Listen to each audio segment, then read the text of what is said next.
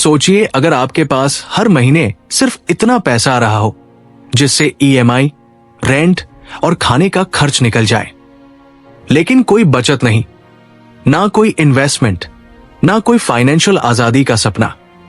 और फिर एक दिन आप अपने 60वें जन्मदिन पर यह सोचते हो कि काश कुछ साल पहले थोड़ा समझदारी से सोचा होता। अब सोचिए अगर आप आज से अभी से हर दिन एक छोटा सा कदम उठाएं तो अगले 5 सालों में आपकी लाइफ, आपकी इनकम और आपकी सोच कितनी बदल सकती है। इसी सोच से जुड़ी है द वेल्थी गार्डनर किताब की शुरुआत। ये कोई टिपिकल फाइनेंस बुक नहीं है जिसमें सिर्फ नंबर, ग्राफ और फार्मूले हो। ये एक पिता और बेटे के बीच की बातचीत है, और उस पिता की कहानी है जो एक सिंपल माली था, लेकिन समय के साथ वो बना एक करोड़पति। लेकिन ये पैसा लॉटरी से नहीं आया, ना ही उसने कोई स्टार्टअप बेचा या शेयर मार्केट में लाखों कमा लिए। उसने बस लाइफ को समझकर डिसिप्लिन के साथ जीना शुरू किया। कहानी शुरू होती है एक छोटे से टाउन में। एक लड़का अपने डैड से बार बार पूछता है, पापा पैसे कमाने के लिए सिर्फ जॉब करना ही काफी है क्या? पिता मुस्कुराते हैं और कहते हैं, चल बेटा, आज तुझे एक कहानी सुनाता हूं। और वो कहानी थी खुद उसकी, एक ऐसे इंसान की जो 30 की उम्र में बुरी तरह कर्ज में था, जिसके पास स्किल्स नहीं थे, कोई गॉडफादर नहीं था। लेकिन एक दिन उसने फैसला किया कि अब कुछ बदलना है। उसने अपने दिमाग में एक 5 साल का मिशन सेट किया। हर दिन कुछ नया सीखना, समय को स्मार्टली इस्तेमाल करना, पैसे को कंट्रोल करना और हर महीने थोड़ी सी सेविंग्स इन्वेस्ट करना। धीरे धीरे उसका माइंडसेट बदला, उसकी हैबिट्स बदली और फिर उसकी फाइनेंशियल लाइफ बदल गई। लेकिन असली कमाल यह था कि उसने ये सब बिना अपनी फ्रीडम खोए किया। ना नौकरी छोड़ी, ना सब कुछ रिस्क में डाला। उसने बस वही किया जो कोई भी कर सकता है, थोड़ी समझदारी, थोड़ा धैर्य और बहुत सारा फोकस। द वेल्थी गार्डनर की सबसे खास बात यही है कि ये हमें पैसों के पीछे भागने की नहीं, पैसों को समझने की सीख देती है।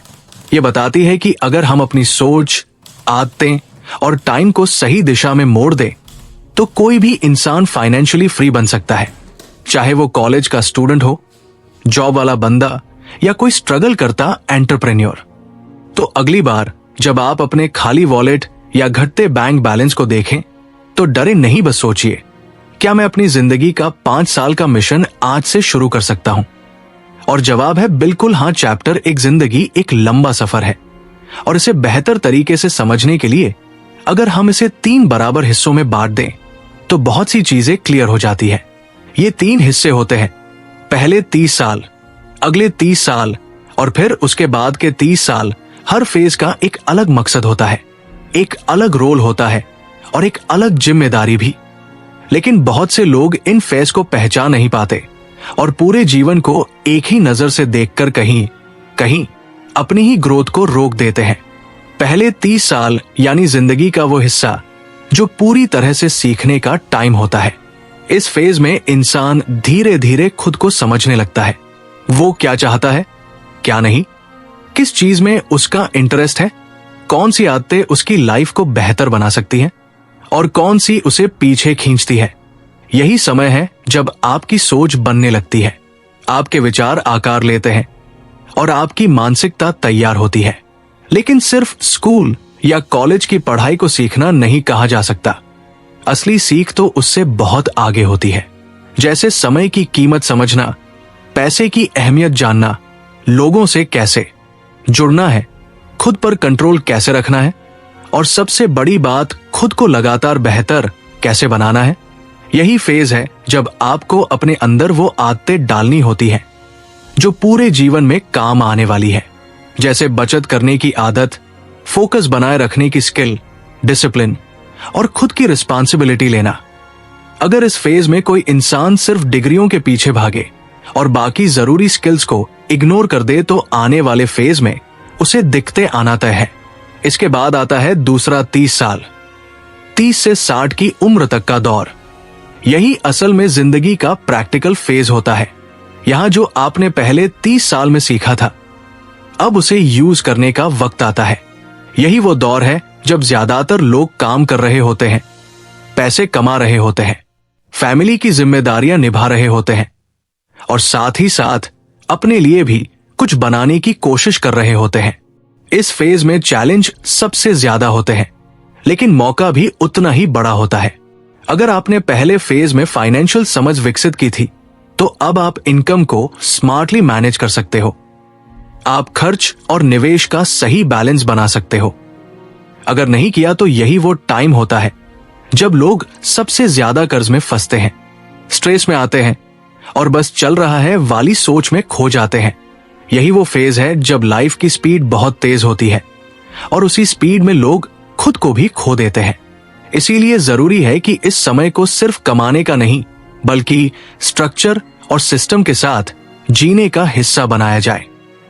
रूटीन बनाना, अपने गोल सेट करना, इन्वेस्टमेंट प्लान बनाना और अपने फ्यूचर को लेकर एक्टिव रहना, यही सब इस फेज की मांग है। और फिर आता है तीसरा 30 साल 60 के बाद का समय। इसे बहुत लोग रिटायरमेंट के तौर पर देखते हैं, लेकिन असल में ये फेज एक तरह से रिवॉर्ड का फेज है। यहां वह सब सामने आता है जो आपने पिछले 2 हिस्सों में बोया था। अगर आपने अच्छे से सीखा और समझदारी से कमाया तो इस फेज में सुकून मिलेगा, आजादी मिलेगी और सबसे बड़ी बात, एक संतुष्टि मिलेगी। लेकिन अगर आपने बिना सोच समझ के जिया, सिर्फ दिन काटे फाइनेंशियल प्लानिंग नहीं की, तो यही फेज आपकी सबसे मुश्किल भरी उम्र बन सकता है और तब इंसान को अपने फैसलों पर अफसोस होता है, लेकिन तब तक वक्त हाथ से जा चुका होता है। इस तीसरे फेज में काम करने की स्पीड शायद कम हो जाती है, लेकिन सोचने और अनुभव बांटने की ताकत सबसे ज्यादा होती है। यही वो वक्त है जब इंसान अगली पीढ़ी को गाइड कर सकता है, अपने बच्चों को, समाज को कुछ दे सकता है। यही वो समय होता है जब आपकी असली लेगसी बनती है। इसलिए जरूरी है कि जिंदगी के इन 3 फेज को पहचाना जाए। हर फेज को उसी सोच के साथ जिया जाए जैसी उसकी जरूरत है। अगर आप 20 की उम्र में ही पैसा कमाने के पीछे भागने लगते हो और सीखना छोड़ देते हो, तो हो सकता है कि 40 की उम्र तक पहुंचते पहुंचते आपके पास पैसे तो हो, लेकिन सोच ना हो। और अगर आप 50 की उम्र में भी अपने फाइनेंशियल बेस को लेकर असुरक्षित हो, तो 60 के बाद का जीवन कभी सुकून नहीं दे सकता। इसलिए हर फेज को पूरी समझदारी और रिस्पेक्ट के साथ जियो। पहले फेज में खुद को बनाओ, दूसरे फेज में खुद को साबित करो और तीसरे फेज में खुद को आजाद करो। यही बैलेंस जिंदगी को ना सिर्फ सफल बनाता है, बल्कि संतुलित भी रखता है। और जब यह संतुलन होता है, तभी असली सक्सेस मिलती है, जो सिर्फ बैंक अकाउंट में नहीं बल्कि दिल और दिमाग में भी महसूस होती है। चैप्टर 2 आज की दुनिया में हर कोई पैसे कमाने की दौड़ में है। हर जगह यही सुनने को मिलता है, इनकम बढ़ाओ, साइड इनकम करो, स्किल सीखो और ज्यादा कमाओ। लेकिन सवाल यह है कि क्या सिर्फ पैसे कमा लेना ही काफी है? नहीं, असली खेल तो कमाई के बाद शुरू होता है, और वो है पैसे का सही प्रबंधन। द वेल्थी गार्डनर यही बात बेहद सिंपल लेकिन पावरफुल तरीके से समझाती है। पैसा कमाना जरूरी है, लेकिन उससे ज्यादा जरूरी है उसे संभालना। आप कितने रुपए कमा रहे हो वो आपकी इनकम बताता है, लेकिन आप उसमें से कितना बचा पा रहे हो वही आपकी फाइनेंशियल इंटेलिजेंस दिखाता है। बहुत सारे लोग हाई इनकम कमाते हैं, लेकिन उनका सेविंग रेट 0 होता है, क्योंकि उनकी कमाई जितनी तेजी से बढ़ती है, खर्च उससे भी तेजी से बढ़ने लगता है। नई गाड़ी, नया फोन, ब्रांडेड कपड़े, आउटिंग पार्टीज, सब कुछ दिखने में अच्छा लगता है, लेकिन यही सब मिलकर आपकी सेविंग्स को खा जाते हैं और फिर आप हर महीने की शुरुआत फिर से 0 से करते हैं। इसलिए फाइनेंशियल ग्रोथ की असली शुरुआत तब होती है जब आप अपनी इनकम का कोई हिस्सा परमानेंटली अपने लिए बचा लेते हो। वो हिस्सा जिसे आप ना तो खर्च कर रहे हो, ना ही किसी फैशन या ट्रेंड के पीछे उड़ा रहे हो। वो हिस्सा जिसे आप सिर्फ अपने फ्यूचर के लिए अलग रख रहे हो।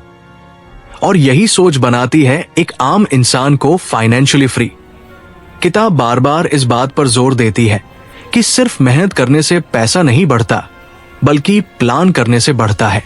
और ये प्लानिंग तभी शुरू होती है जब आप फाइनेंशियल डिसिप्लिन अपनाते हो, यानी एक तय रूल के हिसाब से कमाई का बंटवारा करते हो। एक सिंपल रूल है 70-20-10 रूल, मतलब 70% खर्च, 20% सेविंग और 10% इन्वेस्टमेंट या लर्निंग में जाए। आप चाहे 10,000 कमा रहे हो या 1 लाख, अगर आप इस रूल को लगातार फॉलो करते हो तो धीरे धीरे आपका पैसा खुद ब खुद आपके लिए काम करना शुरू कर देगा। यहां एक बहुत जरूरी बात आती है, सिस्टमैटिक सेविंग और इन्वेस्टमेंट। अगर सेविंग सिर्फ अकाउंट में पड़ी रहे तो वो धीरे धीरे वैल्यू खोने लगती है, क्योंकि महंगाई, इन्फ्लेशन हर साल आपके पैसों की ताकत को कम करती है। इसीलिए पैसा सिर्फ बचाना नहीं चाहिए, उसे स्मार्ट तरीके से इन्वेस्ट भी करना चाहिए। एसआईपी यानी सिस्टमैटिक इन्वेस्टमेंट प्लान इसी सोच का एक सॉलिड तरीका है। ये एक ऐसा डिसिप्लिन है जो हर महीने आपके पैसे का एक छोटा हिस्सा कहीं ऐसी जगह लगाता है जहां उसका ग्रोथ पॉसिबल हो, जैसे म्यूचुअल फंड्स। इस आईपी का फायदा यह है कि ये आपको हर महीने इन्वेस्ट करने की आदत सिखाता है। आप मार्केट के उतार चढ़ाव से डरते नहीं, बल्कि लंबे समय तक उसे बर्दाश्त करने की ताकत पाते हो। और जब साल दर साल ये आदत बनी रहती है तो एक दिन वही छोटा सा इन्वेस्टमेंट एक बड़े अमाउंट में बदल जाता है। ये आदत जितनी जल्दी शुरू हो उतनी ही बड़ी ग्रोथ मिलती है, क्योंकि यहां कंपाउंडिंग का जादू काम करता है। कंपाउंडिंग यानी जब आपके पैसे आपके लिए पैसे कमाना शुरू कर देते हैं, और जब ये सिस्टम एक्टिव होता है तो आप एक्टिव इनकम से पैसिव इनकम की ओर बढ़ने लगते हो। द वेल्थी गार्डनर यही बताती है कि फाइनेंशियल फ्रीडम कोई अचानक मिलने वाली चीज नहीं है, बल्कि ये एक माइंडसेट होता है। इस माइंडसेट में 3 बातें सबसे अहम होती है। मैं सिर्फ कमाने के लिए नहीं, समझदारी से जीने के लिए काम कर रहा हूं।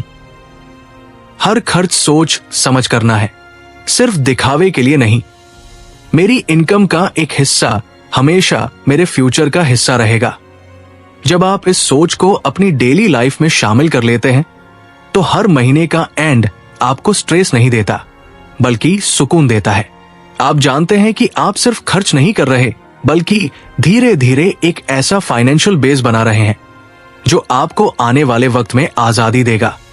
और यही फर्क होता है सिर्फ कमाने वाले और वेल्थ क्रिएट करने वाले इंसान में। किताब ये नहीं कहती कि आप पैसे मत कमाओ या मजे मत करो, बल्कि वो कहती है कि पैसा कमाओ, लेकिन होश से खुद के लिए ऐसा सिस्टम बनाओ जो आपके लिए काम करे, ताकि आप हमेशा पैसे के पीछे ना भागते रहो। तो अगली बार जब सैलरी आए या कोई पेमेंट मिले तो खुद से ये सवाल जरूर पूछो, क्या मैं इस पैसे को सिर्फ खर्च करने के लिए देख रहा हूं, या इसके जरिए खुद को फ्री करने का रास्ता बना रहा हूं? यही सवाल और उसका जवाब आपकी पूरी फाइनेंशियल लाइफ को बदल सकता है। चैप्टर 3, हमारी जिंदगी में बहुत कुछ ऐसा होता है जो हमें पसंद नहीं आता। नौकरी का स्ट्रेस, पैसों की टेंशन, रिश्तों में खटास, या अपने अंदर की ही किसी कमजोरी से बार बार हारना। लेकिन फिर भी हम उसे सहते रहते हैं क्योंकि हम उसे नॉर्मल मान लेते हैं। यही सबसे बड़ा धोखा होता है जो हम अपने साथ खुद करते हैं। द वेल्थी गार्डनर एक बेहद जरूरी रियलिटी सामने लाती है कि जिंदगी में हमें वही हालात मिलते हैं जिन्हें हम सहन करने के लिए तैयार होते हैं।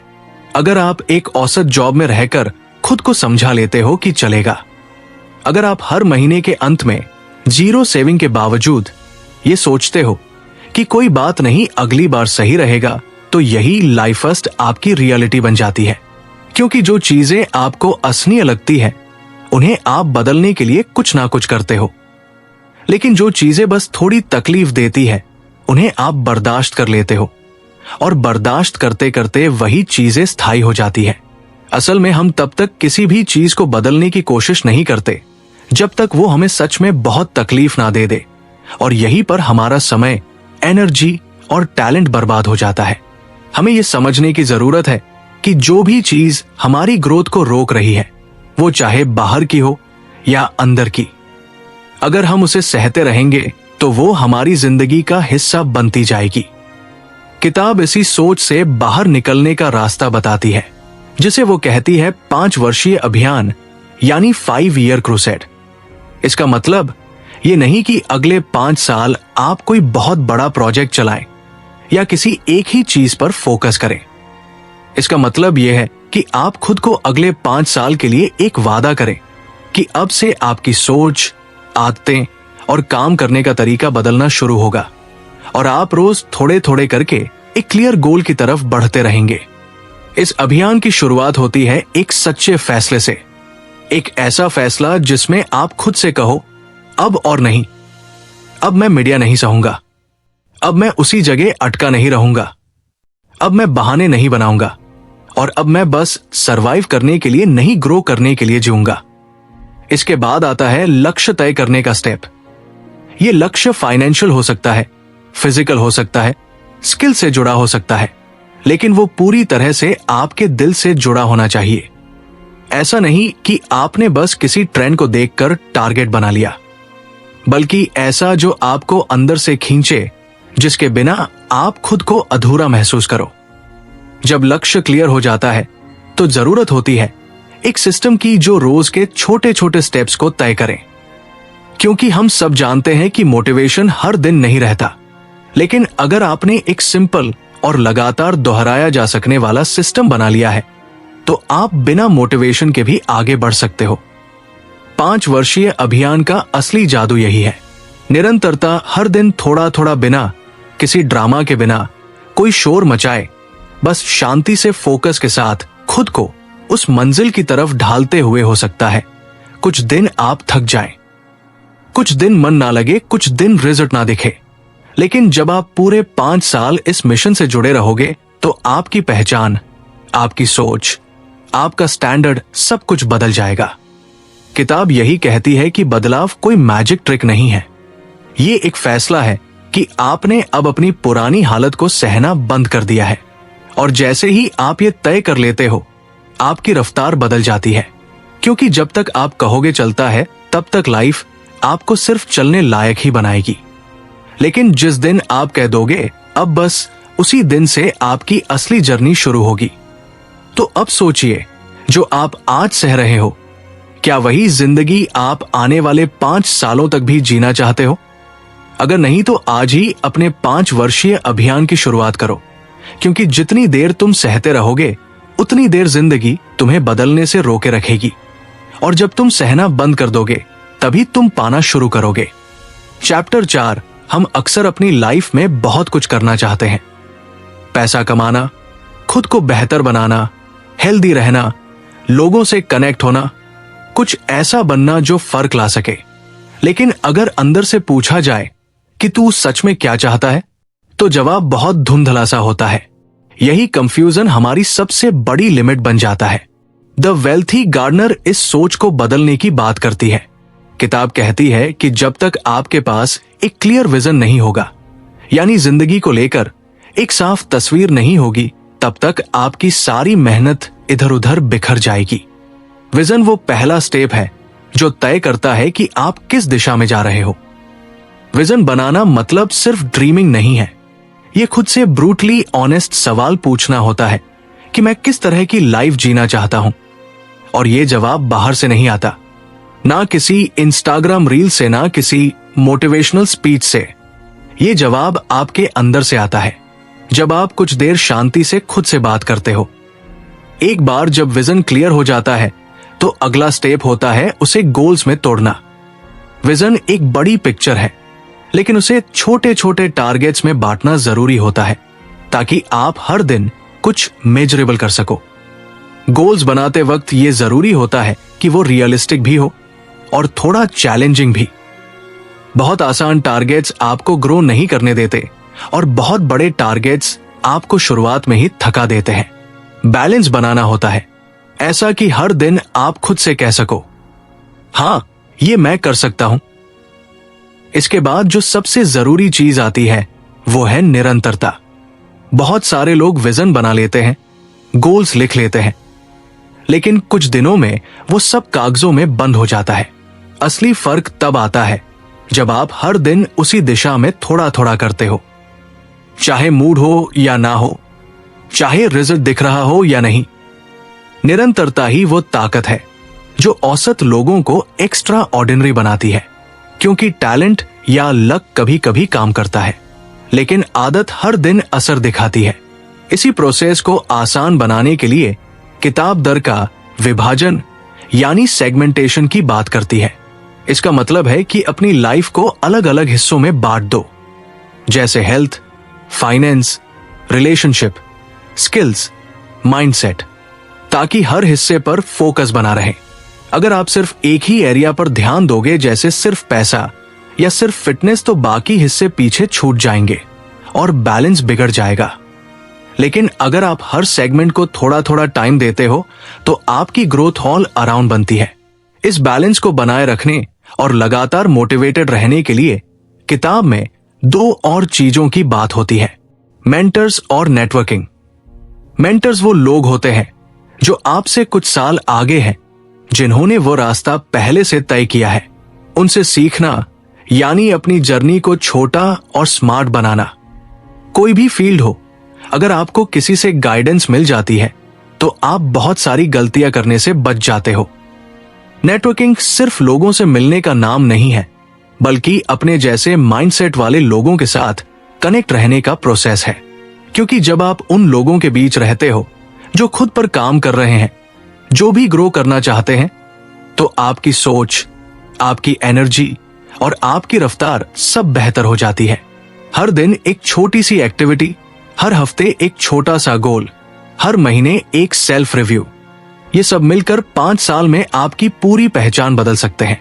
द वेल्थी गार्डनर ये नहीं कहती कि बदलाव एक दिन में आ जाएगा। वो बस ये सिखाती है कि अगर आपकी सोच क्लियर है, रास्ता क्लियर है और आप रोज उस रास्ते पर चल रहे हो, तो मंजिल आनी ही आनी है। बस शुरुआत करनी है और फिर चलते रहना है बिना रुके, बिना भटके। चैप्टर 5, हम जब अमीर बनने की बात करते हैं तो ज्यादातर लोग इसे सिर्फ पैसों से जोड़ते हैं। सोचते हैं कि बैंक बैलेंस बढ़ जाए, एक बड़ी कार हो, एक शानदार घर हो तो लाइफ सेट है। लेकिन द वेल्थी गार्डनर एक बिल्कुल अलग लेवल की बात करता है। किताब कहती है कि असली अमीरी सिर्फ पैसे में नहीं, बल्कि एक समग्र विकास, होलिस्टिक ग्रोथ में छुपी होती है, जिसमें शरीर, मन, समाज और उद्देश्य सबका संतुलन होता है। अगर आपके पास करोड़ों रुपए हैं, लेकिन आपकी सेहत खराब है, नींद नहीं आती, स्ट्रेस बना रहता है, तो उस दौलत का कोई मतलब नहीं रह जाता। किताब इस सोच को रूट लेवल से बदलती है और बताती है कि अगर आपको वाकई एक फुलफिलिंग लाइफ चाहिए तो हेल्थ को अपनी प्रायोरिटी बनाओ। हेल्थ सिर्फ जिम जाकर पसीना बहाने से नहीं बनती, बल्कि एक पूरे माइंडसेट से बनती है। ये उस डिसिप्लिन से बनती है जिसमें आप रोज थोड़ा थोड़ा अपने शरीर का ख्याल रखते हो। कोई दिखावे के लिए नहीं, बल्कि इसलिए कि आप खुद को, अपने शरीर को और अपने जीवन को रिस्पेक्ट देते हो। रोज थोड़ा वॉक, थोड़ा व्यायाम, अच्छी नींद और हेल्दी खाना, ये कोई ट्रेंड नहीं है, ये आपकी बॉडी के लिए बेसिक जरूरतें ही है। जब आप इन चीजों को इग्नोर करते हो तो धीरे धीरे आपका एनर्जी लेवल गिरने लगता है और फिर आप खुद ही अपनी सक्सेस की राह में सबसे बड़ा ब्लॉक बन जाते हो। इसलिए किताब एक बहुत सिंपल लेकिन पावरफुल बात कहती है कि ताकतवर शरीर, साफ सोच और स्थिर मन, ये तीनों मिलकर असली वेल्थ बनाते हैं। दूसरी चीज है मानसिक संतुलन। आज के दौर में जहां हर वक्त कुछ ना कुछ नया चल रहा होता है, दिमाग में शांति बनाए रखना एक सुपर पावर बन चुका है। लेकिन ये कोई मैजिक ट्रिक नहीं है, ये बनता है मनन यानी रिफ्लेक्शन और खुद से जुड़े रहने से। हर दिन कुछ मिनट बिना किसी स्क्रीन, बिना किसी शोर के खुद के साथ बिताना। ये कोई आलस्य नहीं है, ये एक माइंड डिटॉक्स है। यही समय होता है जब आप अपने थॉट्स को क्लियर करते हो, अपने इमोशंस को पहचानते हो और अपने डिसीजन को बेहतर बनाते हो। जब आपका मन स्थिर होता है तो आप फालतू डिस्ट्रैक्शन से बचे रहते हो। आप बिना घबराए सही फैसले ले पाते हो। यही मानसिक संतुलन आपको मुश्किल वक्त में टिके रहने की ताकत देता है। तीसरा हिस्सा है परोपकार। आज की दुनिया में हम सब अपने गोल्स, अपने ग्रोथ और अपनी सक्सेस में इतने बिजी हैं कि दूसरों के बारे में सोचना एक सेकेंडरी ऑप्शन बन चुका है। लेकिन सच तो यह है कि जब आप किसी की मदद करते हो, किसी को सपोर्ट करते हो, तो आपको जो फीलिंग मिलती है वो किसी बड़ी सैलरी या अपग्रेड से कहीं ज्यादा सेटिस्फाइंग होती है। परोपकार का मतलब सिर्फ पैसा देना नहीं है, यह आपकी टाइम, एनर्जी और अटेंशन देने से भी होता है। ये एक फोन कॉल से, किसी को गाइड करने से या किसी जरूरतमंद को रास्ता दिखाने से भी होता है। जब आप दूसरों के लिए कुछ करते हो तो आपको एहसास होता है कि आपकी मौजूदगी सिर्फ आपकी नहीं है, आप किसी के लिए फर्क ला सकते हो, और यही सोच आपको अंदर से स्ट्रांग बनाती है। और आखिर में आता है जीवन उद्देश्य। अगर आप अपनी लाइफ को सिर्फ डेडलाइंस, ट्रेंड्स और टारगेट से चलाते हो तो कहीं ना कहीं आप अंदर से खाली हो जाते हो। लाइफ में सच्चा फोकस तब आता है जब आप ये समझ जाते हो कि आप ये सब क्यों कर रहे हो। क्या आप सिर्फ पैसा कमा रहे हो या किसी बड़े मकसद की तरफ बढ़ रहे हो? क्या आपका काम सिर्फ इनकम जनरेट कर रहा है या किसी की लाइफ को बेहतर भी बना रहा है? जब आपका काम, आपकी लाइफस्टाइल और आपका सोच एक उद्देश्य के साथ जुड़ जाता है तो आप सिर्फ सफल नहीं होते बल्कि संतुष्ट भी होते हो। द वेल्थी गार्डनर यही सिखाती है कि समग्र विकास का मतलब है एक ऐसा जीवन जिसमें शरीर स्वस्थ हो, मन शांत हो, समाज से जुड़ाव हो और हर सुबह उठने की एक सच्ची वजह हो। और यही वो 4 स्तंभ है जो एक रिच नहीं बल्कि रियल लाइफ बनाते हैं। चैप्टर 6, हम जब कुछ सीखते हैं, हासिल करते हैं या जीवन में किसी मुकाम तक पहुंचते हैं तो सबसे पहली सोच होती है, अब मैं ठीक हूं। लेकिन द वेल्थी गार्डनर एक और सवाल उठाती है, क्या सिर्फ खुद तक सीमित रह जाना ही काफी है? अगर आपने मेहनत करके कोई समझ, कोई अनुभव या कोई फाइनेंशियल स्किल डेवलप की है और वो सिर्फ आपके साथ ही रह जाए तो उसका दायरा बहुत छोटा रह जाता है। लेकिन जब आप वही चीजें दूसरों के साथ शेयर करते हो, अपने परिवार, दोस्तों या समाज के साथ, तब वो ज्ञान एक विरासत बन जाती है। विरासत का मतलब सिर्फ प्रॉपर्टी या बैंक बैलेंस नहीं होता। असली विरासत वो होती है जो आपकी गैर मौजूदगी में भी लोगों की सोच और जिंदगी को बेहतर करती रहे। और ये तभी संभव है जब आप अपने अनुभवों को, अपनी सीख को और अपने मूल्यों को आगे बढ़ाने की सोच रखते हो। आजकल की जनरेशन में एक गैप साफ नजर आता है। लोग सब कुछ ऑनलाइन सीखना चाहते हैं, लेकिन उस इंसान से नहीं सीखते जिसने वो रास्ता खुद चलकर देखा है। और यही वजह है कि जीवन में बहुत सारी गलतियां दोहराई जाती है, क्योंकि पुरानी जनरेशन ने उन्हें बताया नहीं और नई जनरेशन ने पूछा नहीं। इस गैप को खत्म करने का तरीका है आत्मदान। मतलब आपने जो जिया है, जो सीखा है, उसे बिना किसी अहंकार के खुले मन से आगे देना।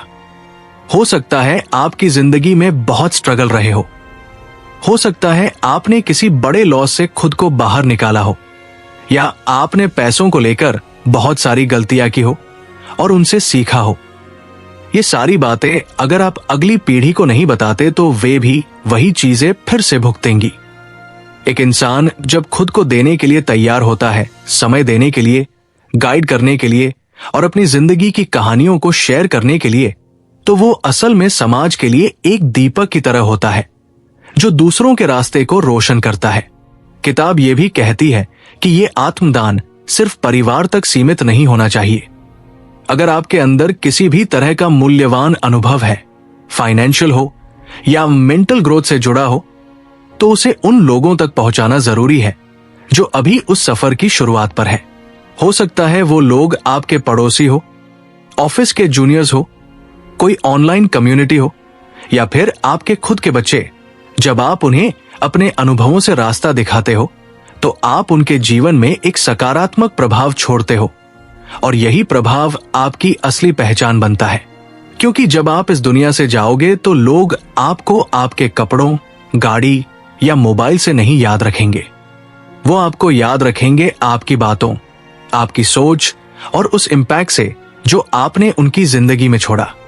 द वेल्थी गार्डनर इसीलिए कहती है कि असली अमीरी ये नहीं है कि आप कितनी दौलत छोड़कर जाते हो, बल्कि यह है कि आप कितनी सोच छोड़कर जाते हो। तो आज अगर आपने कोई अच्छी आदत बनाई है कोई मुश्किल से सीखा हुआ लेसन है या कोई ऐसी फाइनेंशियल स्ट्रेटजी जो आपकी लाइफ बदल गई, तो उसे अपने तक मत रखो, उसे शेयर करो, क्योंकि वही आपकी हेल्दी लेगसी होगी। आत्मदान कोई बड़ा त्याग नहीं है, ये एक छोटा सा निर्णय है कि मैं अकेले सफल नहीं बनूंगा, मैं औरों को भी साथ लेकर चलूंगा।